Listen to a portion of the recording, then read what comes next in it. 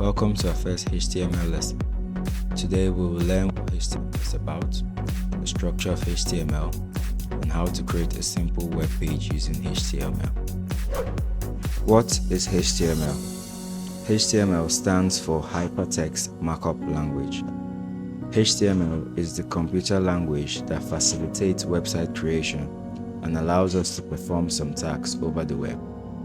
HTML gives structure to web pages using tags. This is a structure of a simple HTML code.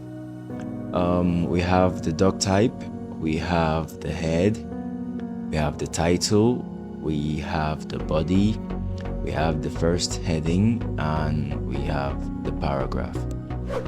The doc type HTML declaration defines that this document is an HTML5 document. The HTML element is the root element of an HTML page. The head element contains meta information about the HTML page. The title element specifies the title for the HTML page, which is shown in the browser's title bar or in the page's tab. The body element defines the document's body and is a container for all the visible content such as heading, paragraphs, images, hyperlinks, tables, lists, audios, etc. The H1 element defines a large heading. The P element defines a paragraph.